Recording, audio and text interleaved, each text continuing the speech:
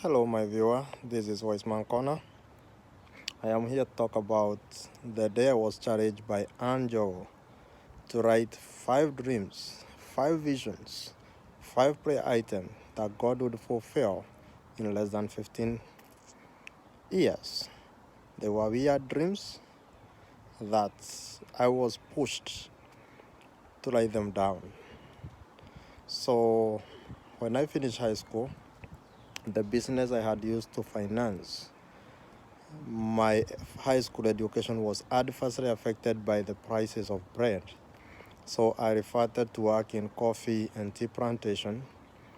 And at this time, one day, I walked to church early than the regular service start, and I attended a junior youth class. And a young lady then, by the name Ann Njogu, would come and talk about writing your vision in big letters. And before I go ahead about that, I want to remind somebody that whatever you see, whatever you perceive, you can conceive. And if you can conceive it, if you follow it so well, you can receive it. Because everything comes from God. But you have to have visualized it and seen it before it come true. So on this day, the sermon went that write your vision in big letters so that he who learn can lead the vision. And the lady was talking so earnestly about the God who can fulfill any weird dream that you had. When I left the service, I went home and I wrote 5 dreams. One of it is I would desire to take care of patients. The second one, I would desire to drive a car with a special plates, special number plates. The third dream was God to help me finish the whole 844 system and to have a degree one day. The fourth dream was God to enable me to travel or even live abroad. And the last dream was I be paid my salary with international currency. By then, I had no clue.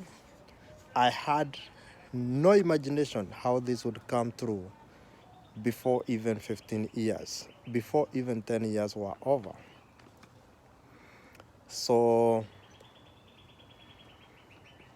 I went home, wrote them, I prayed, I placed the hand on. Go to my dreams. By the time I'm talking about praying, about taking care of patients, I never had any weird imagination how I can join medical school. Yes, I had passed to join university, but the process was so competitive that joining it through government funding was impossible. I went to KMTC, filled an application, got admitted, but couldn't join because of money. So I ended up joining university where I did my first degree. I graduated, and my dream to become a graduate came true. But I didn't know that God had more than that. When I was in that year, one day I went to go give an inspirational speech in one of the school. I had only 300 shillings in my pocket, and when I went there, I never got given any stipend. So I came back to school with no money. It was almost the end of the semester, and I'm trying to figure out what next. I went to a notice board. On this notice board, I found a notice asking, can you act? It had a number, I called the number. I was told to go to Kerereshwa the following day on Monday.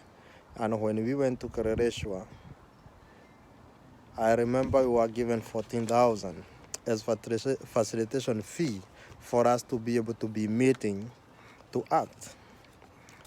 From there, we were able to go to act in different places like Nanyuki, Meru, and the rest. And I would meet a lady by the name Margaret. She was Kisii. She was a Kisii lady, a lady who changed my perspective of life, because when I met After finishing acting, she came and she asked me for a number. She was a very God-fearing lady.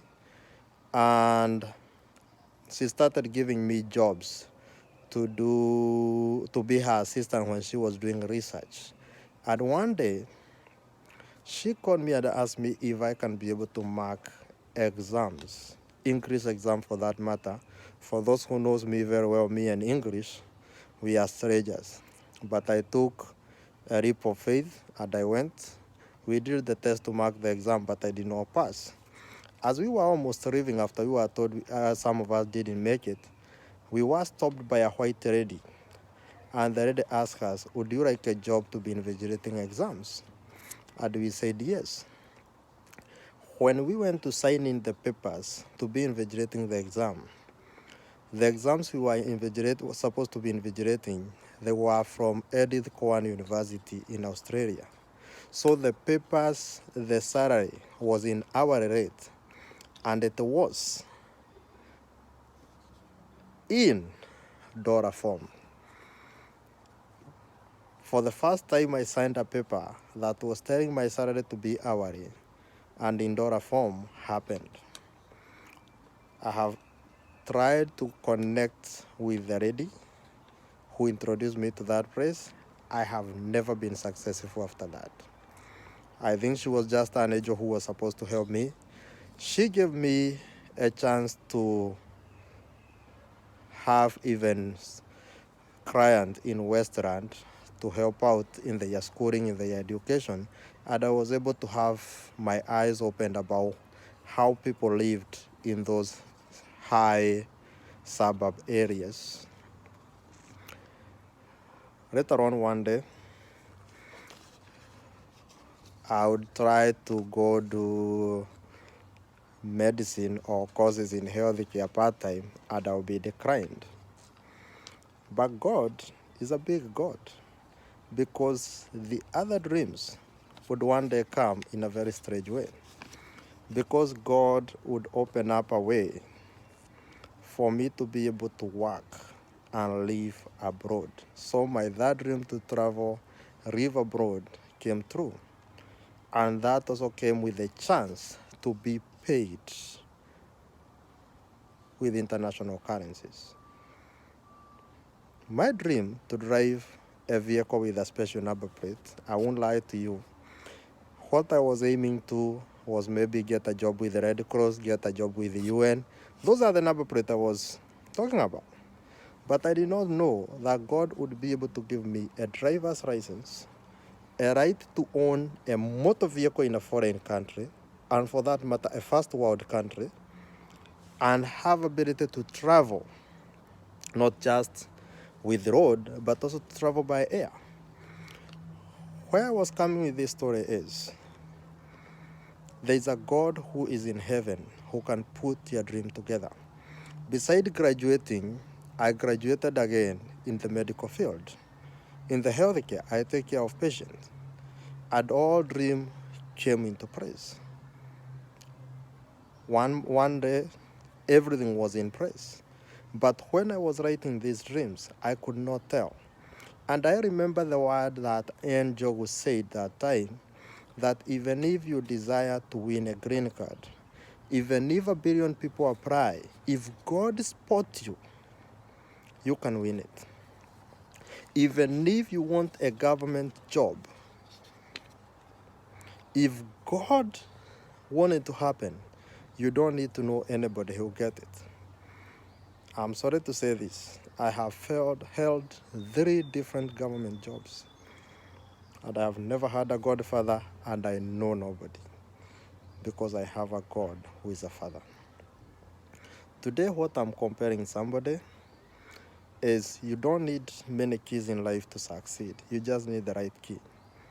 And some of the right keys is having faith in God, having faith in yourself, and lighting your dream in big letters, playing for those dreams and breathing in those dreams.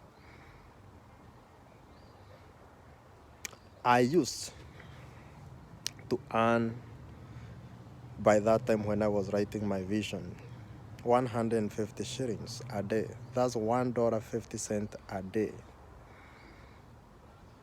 But I could not expect that time that God, even when I'm writing about international currency, could be able to give me ability to transact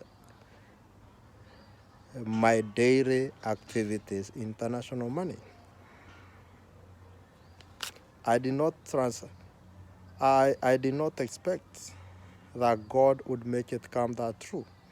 But the way this lady talked about it, it was so compelling that I had to write a dream. I know there are people who we were with in that sermon who will attest to this on this video. And I'm just here to remind you, write your dream in big letters. Commit it to God. Believe in it. Believe in yourself and believe in God. The God I talk about has address to each and every homestead, has a name of each and every one.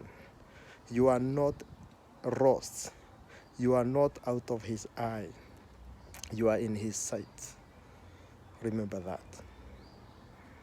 Today, I'm dreaming again because those dreams were too small for my God. They were too tiny for my God to bring through. So write your dream in big letters. That's my word today. Don't forget to subscribe. Don't forget to like this video. And you are free to share the video. Thank you.